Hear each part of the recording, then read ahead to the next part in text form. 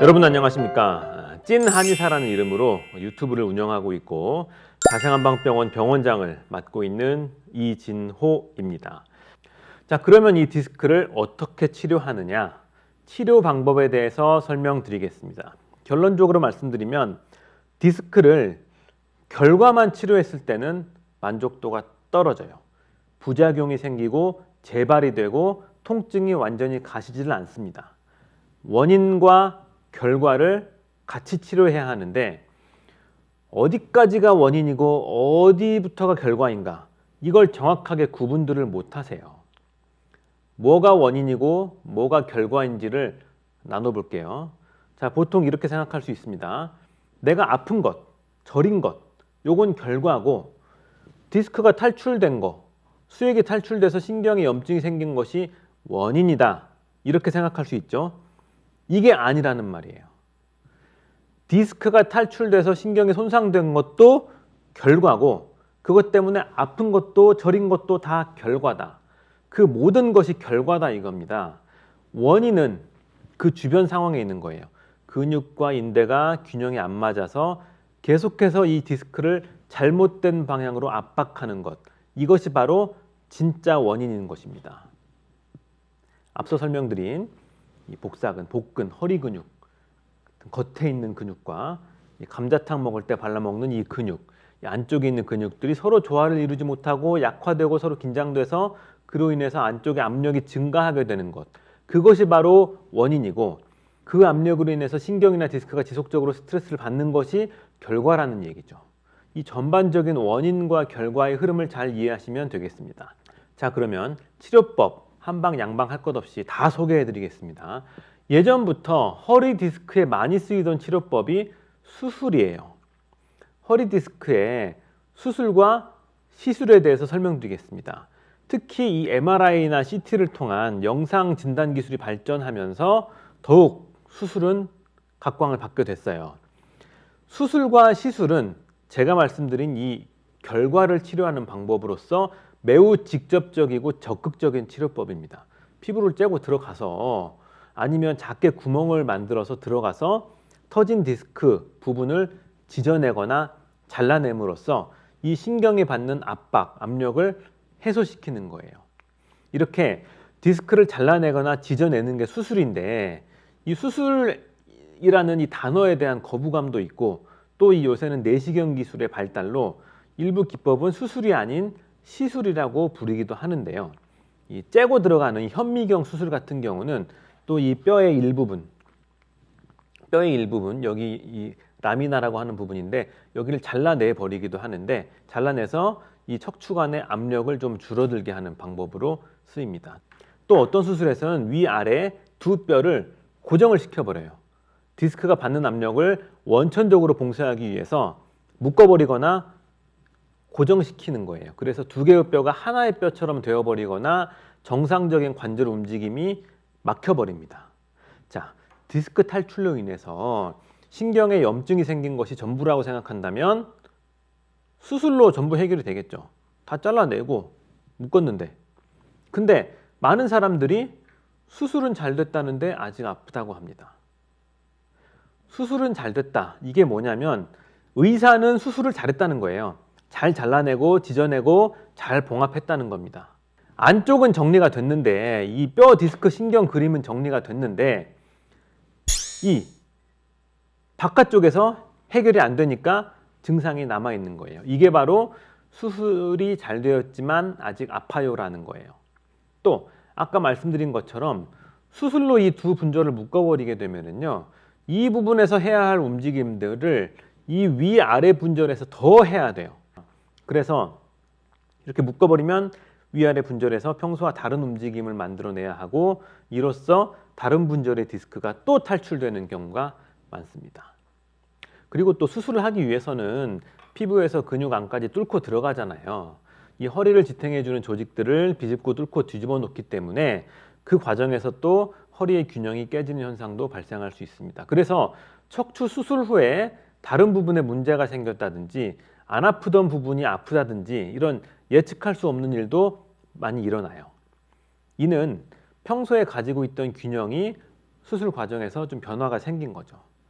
그래서 이 허리 디스크에서 수술은 거의 최후의 수단으로 여겨집니다.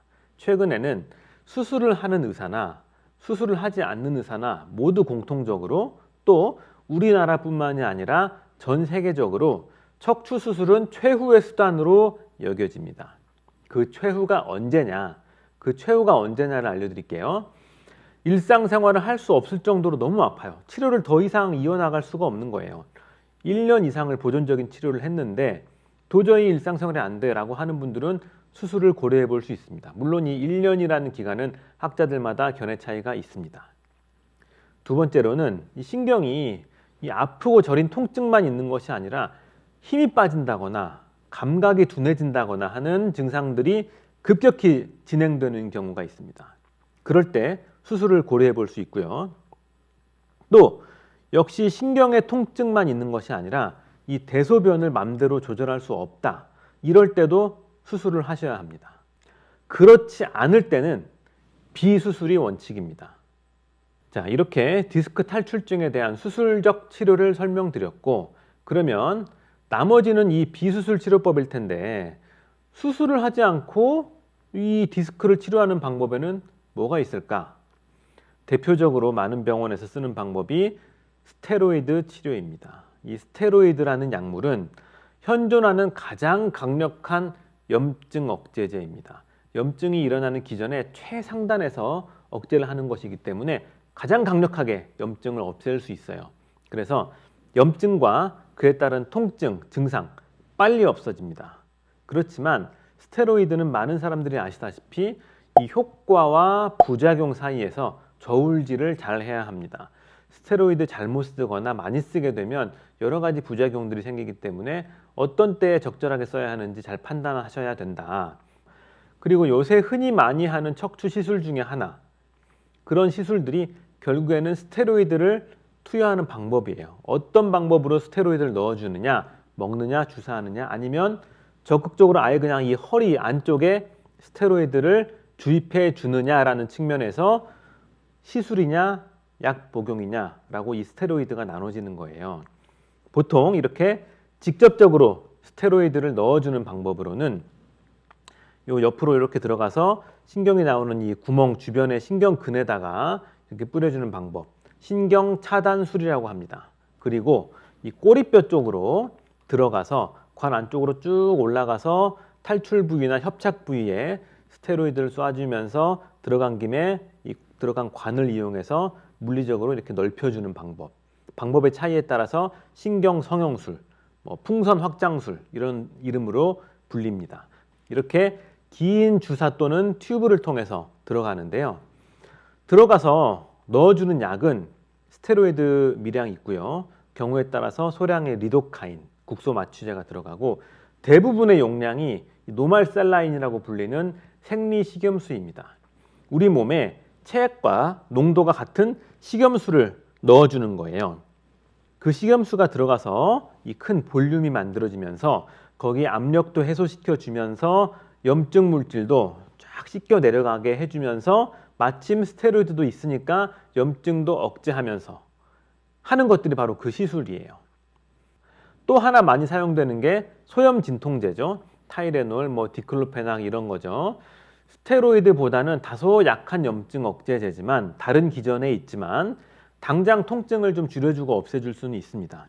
스테로이드보다는 약하지만 부작용은 적고 무난하게 먹을 수 있는 약이기 때문에 주사로 맞기도 하고 복용하기도 합니다. 그렇지만 이 역시 주사에 대한 쇼크나 아니면은 위장관 장애, 속이 쓰리다거나 소화가 안 된다거나 하는 부작용이 있으신 분들이 있기 때문에 신중하게 접근해야 되고요. 그리고 마찬가지로 여기 염증 상태는 없앴을지 몰라도 역시 주변의 불균형 상태는 그대로이기 때문에 숙제는 남아 있는 거죠. 수술, 스테로이드, 시술, 진통제 모두 효과적으로 이 안쪽 기둥의 문제를 해결하고 통증과 염증을 제어할 수는 있지만 진짜 원인에 대한 접근은 될 수가 없다는 결론입니다. 자, 이렇게 흔히 접하시는 스테로이드와 소염 진통제, 수술까지 설명을 드렸고요. 자, 이제 설명드릴 게 수기 치료예요.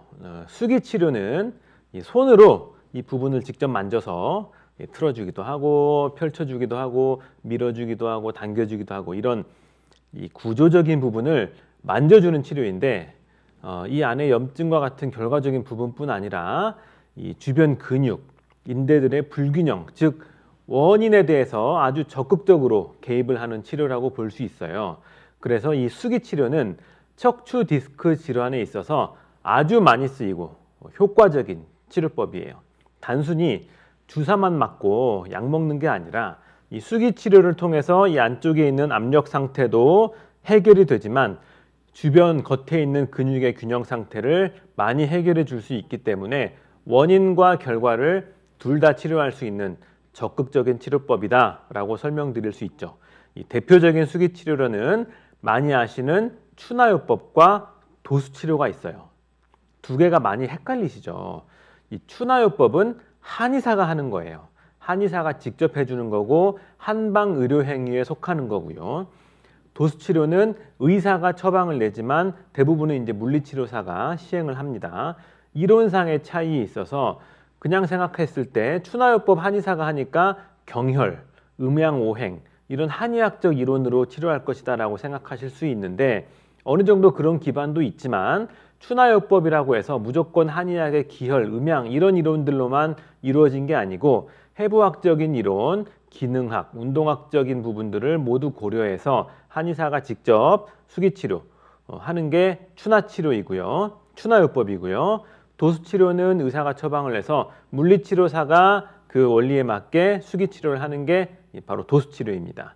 가장 큰 차이점은 실제로 시행하는 사람이 누구냐라는 것으로 보시면 돼요. 최근에는 특히 한국의 추나요법, 한국에서만 그치지 않고 해외에도 많이 알려져 있습니다. 해외에도 이 수기요법 하시는 분들 굉장히 많거든요. 대표적으로 미국의 수기요법을 하는 닥터 오브 오스테오패틱, DO들이 있고요. 또 MD, 메디컬 닥터들도 있고요. 또 카이로프락틱을 하는 사람들이나 이 DO들 모두 협진을 해가지고 수기요법을 많이 활용을 합니다. 그래서 관심들이 많아요. 이 추나요법이 전 세계의 수기의학회와 교류를 많이 하고 있고요. 특히 저희 병원 같은 경우는 이 미국의 의사들 보수교육 점수 주는 기관으로 선정이 돼가지고 미국의 이런 의사들과 우리의 수기요법을 비롯한 한의 치료에 대해서 서로 교류하고 연구하고 개발하고 있습니다. 자, 수기치료 말씀드렸고요. 다음은 침입니다. 침. 자, 허리가 아프면 침 맞는다. 무릎 아프면 침 맞는다. 발목 삐끗하면 침 맞는다. 이렇게 근골격계가 아팠을 때 침 치료 받는 게 특히 우리나라에서는 아주 자연스럽죠. 침의 효과에 대해서 설명드리겠습니다. 일단 침을 맞는 자체가 진통작용이 있어요. 뭐 관문 조절설, 뭐 트리거 포인트설 여러 가지 이론을 통해서 침을 맞는 자체가 뇌에서 통증을 느끼는 작용에 관여를 해가지고 진통 효과가 있습니다. 또 하나는 이 주변에 문제가 되는 근육, 균형을 깨트리는 근육에 직접 자극을 하면서 너무 긴장되어 있는 근육은 이완시켜주고 늘어진 근육은 순간적으로 수축시켜주면서 원인에 대한 직접적인 치료법이 될 수 있습니다. 정리하면 침이 진통작용과 주변 근육의 불균형이라는 원인을 해결해 줄 수 있는 이 결과와 원인에 함께 접근하는 치료법이다 라고 설명드릴 수 있겠습니다. 그리고 이 침 치료를 할 때 침대에 가만히 누워서 침 꽂고 그냥 계시는 걸로 알고 있는데 요새는 더 발전해 가지고 침을 꽂은 채로 움직이는 치료법이 있습니다. 저희 병원에서는 동작 침법 이렇게 얘기를 하는데요.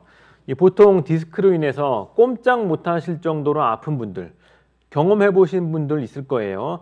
아침에 일어났는데 갑자기 몸을 못 움직이겠어. 조금만 움직여도 너무 아픈 거예요. 그래서 무서워서 더 못 움직이겠는 거죠. 이렇게 꼼짝 못할 정도로 통증이 너무 심하신 분들이 우리 병원에 오시면 우선 추나요법으로 골격의 균형을 잡고 가볍게 풀어드리고요. 안심시켜드린 후에 동작침법을 시행하죠. 어떻게 하냐면 환자 스스로 못 걷고 못 움직이니까 양쪽에서 의사가 환자를 들어준 채로 이렇게 서서 경혈점에다가 침을 꽂고 걷게 합니다.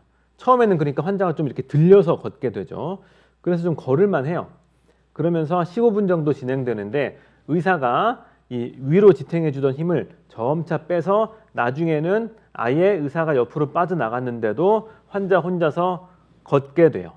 아까 말씀드렸죠. 몸의 안정성과 운동성 사이에서 동적 평형을 이루는 게 우리 몸이라고. 그런데 이 동작침을 하면서 걸을 때 침이 꽂아져 있는 채로 걷다 보니까 일시적으로 그 평형이 맞춰지는 거예요.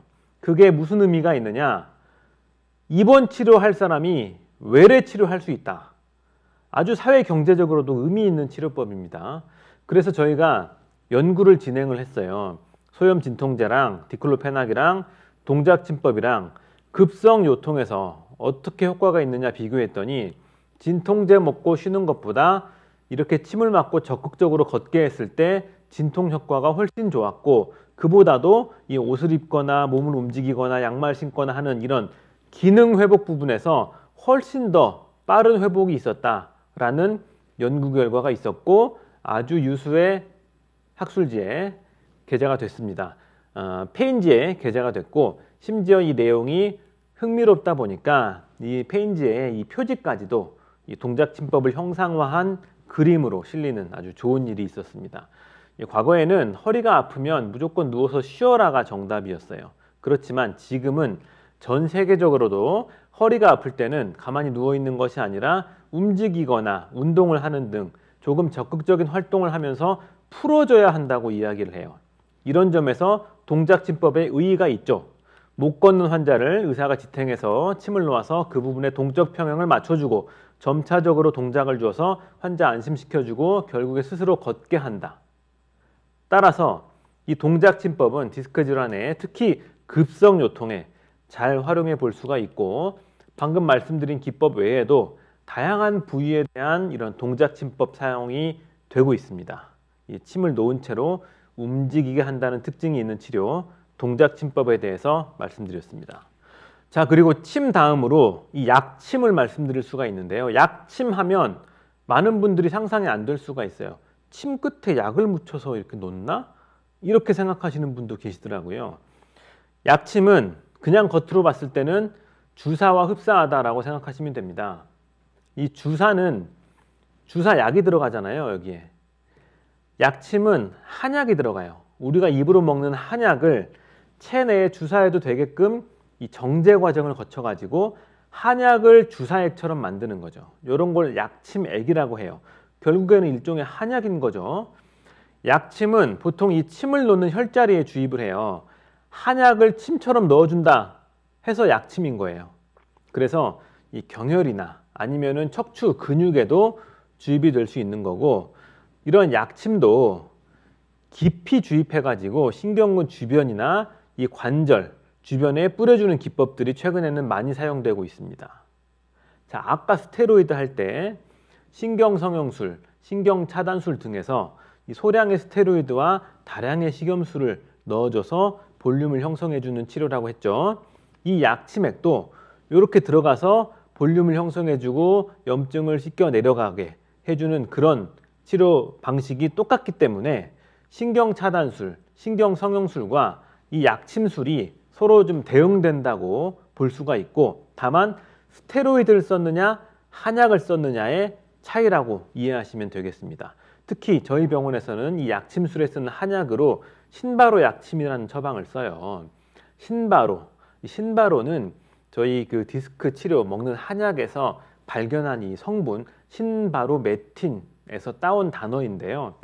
이 소염 진통제 세레브렉스와 이 동등한 이 항염증, 진통 효과를 나타내면서 소화기 부작용은 오히려 더 적고, 심지어 추가적으로 이 신경 손상의 재생을 빠르게 해주고 이 뼈도 재생하는 이 조골세포의 활동 속도를 높여준다라는 결과가 있어가지고 저희 병원에서는 이 성분을 아주 폭넓게 활용하고 있습니다. 그래서 약침액으로 이 염증을 없애주고, 침을 통해서 또 주변 근육의 균형과 통증을 잡아주고, 또 추나요법이나 도수치료 같은 수기요법으로 주변 근육 균형 맞춰주고 하는 이런 종합적인 치료가 한방의료기관 디스크 질환에 많이 쓰이고 있는 것입니다. 자, 이제 마지막으로 가장 중요한 치료법 말씀드리려고 합니다. 자, 아까 디스크 총론할 때 사람마다 조금 터졌어도 많이 아프기도 하고 많이 터졌어도 조금 아프기도 하다 그랬어요. 사람마다 근육량도 다르고 어떻게 생활했을 때 근육의 균형이 얼마나 틀어지는지에 대해서도 다 다를 수 있습니다. 결국에는 그 사람의 소인이에요. 그 사람이 얼마만큼 내 몸을 잘 지탱할 수 있는 힘을 종합적으로 가지고 있느냐, 근육 상태가 어떻고 그 안에 신경과 이 안에 디스크의 상태가 어떠냐 하는 것이 그 사람의 소인입니다. 그래서 부분이 아프지만 전신적인 치료가 동반이 돼야 된다. 이 국소적인 부분만 보고 현미경 치료를 하는 것만이 답이 아니라 망원경으로 몸의 전체를 돌봐주는 치료를 해야 된다는 측면에서 한약 치료는 디스크 치료에서 절대 빠질 수 없는 치료입니다. 제가 일선에서 치료를 해봐도 한약을 복용하면서 치료받는 환자와 한약을 안 먹으면서 치료받는 환자를 비교했을 때 경과가 완전히 달라요. 이 말만 들으면 뭐 약 먹으려고 저러는구만 이렇게 생각하실 수도 있고 분명히 이런 댓글이 달리겠지만 이 영상을 처음부터 쭉 보시면서 디스크의 원인과 결과에 대해 설명을 드렸기 때문에 처음부터 보신 분들은 어느 정도 이해를 하실 거라고 생각합니다. 한약하면 보통 보약 떠올리거든요. 공진단, 경옥고 뭐 이런 단순히 뭐 피곤할 때 먹는 약이다 이렇게 생각하시는 분들이 많은데요. 보약에서의 보자의 의미는 굉장히 광범위합니다. 머리를 맑게 해주는 것도 보약이 될 수 있죠. 스태미너 좋게 하는 것도 보약이 될 수 있죠. 폐기능 좋게 하는 것도 보약이 될 수 있습니다. 각각 타겟이 되는 목표와 질환이 다 있기 때문에 모든 한약을 보약이라는 한 단어로 설명할 수가 없고 오히려 치료약에 가깝다라고 볼 수 있습니다. 허리 디스크가 걸렸을 때 처방해 드리는 한약은요. 대체적으로 척추 주변에 있는 근육과 인대들을 단단하게 해주는 효능을 가지고 있습니다. 한의학적으로는 거풍습, 보간신, 강근골 뭐 이런 용어를 쓰는데요. 통증의 원인이 되는 풍기와 습기를 없애주고 이 간장과 신장을 보호해줘서 근골을 강하게 해준다. 이런 한의학적으로는 이 근골을 강하게 해주는 것이 간장과 신장을 이 근원이라고 하거든요. 이렇게 처방을 한 근거는 이 거풍습, 보간신, 강근골인데 이 한약을 이렇게 한의학적 이론으로만 처방하는 것이 아닙니다. 이런 한약이 몸에 들어가서 이 현대 과학적으로 어떻게 영향을 끼치는지 많이 연구를 했어요. 현대 과학으로 많이 연구를 했습니다. 아까 약침에서도 잠깐 소개를 드렸지만 저희 병원에서 쓰는 척추 디스크 한약에 대해서 연구를 했더니 이 약이 몸 안에 들어갔을 때 소염 진통 효과가 있더라. 그 기전이 스테로이드와는 조금 다를지 몰라도 소염 진통제 세레브렉스만큼의 효과가 있더라라는 것이 밝혀진 거죠. 일반적인 소염 진통제가 일으키는 부작용, 대표적으로 소화장애 다거나 속이 쓰리다거나 하는 이런 유장관계 부작용이 있죠. 이 부작용이 없으면서 소염 진통제에 준하는 효과가 있더라라는 결과가 나왔습니다.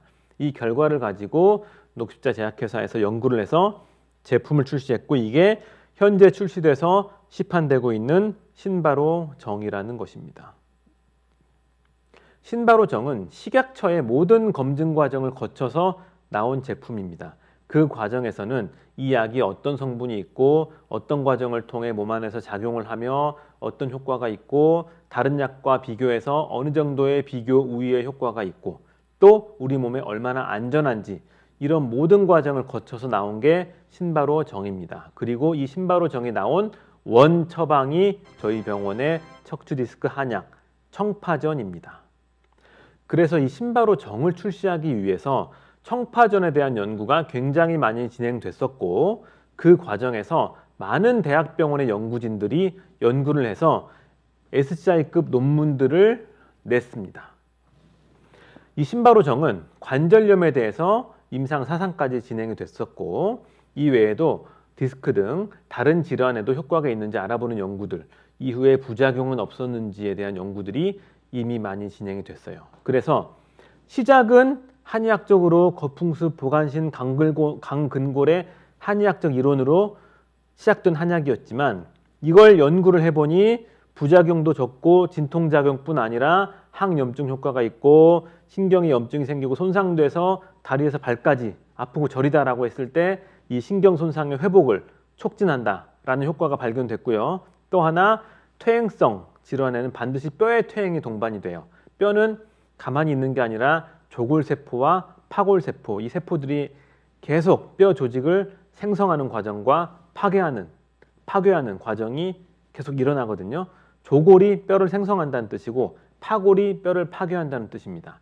이 파골 과정이 우세하면 퇴행이 되는 거고요. 조골 과정이 그걸 따라잡으면 정상적으로 유지가 되는 건데, 이 신바로를 먹었을 때 파골되는 속도를 늦추고 조골 과정을 촉진한다. 그래서 뼈의 퇴행성 변화를 막아준다라는 연구 결과까지 발표가 됐습니다.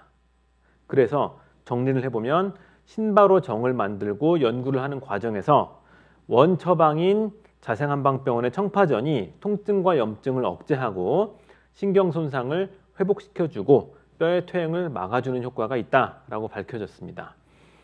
그래서 이 척추 디스크 한약이 질환을 치료하고 재발을 방지하는 데 있어서 아주 좋은 방안이 될 수 있다. 실제로 수술이나 시술을 하시고 나서 잠깐 괜찮아졌다가 또 재발하셔가지고 내원하신 분들이 있어요. 또 수술은 잘 됐다는데 아직 아파, 증상이 남아있는 경우, 수술 후에 증상이 없어지지 않는 경우, 이럴 때 치료와 관리를 위해서 저희 병원에 내원하시는 분들이 많습니다. 이런 분들이 척추 디스크 한약, 청파전 복용하시면 재발도 막고 후유증도 치료할 수 있더라고요. 그래서 한약이라는 것을 단순히 보약으로만 생각하실 게 아니라 이렇게 질환의 치료약이라는 것, 그 치료약의 근거를 현대과학적인 연구로서 많이 근거를 쌓아놨다는 것, 제가 앞서 설명드렸던 어떤 원리를 가지고 효과가 있고 치료가 되는지를 이해해 주시면 좋겠습니다.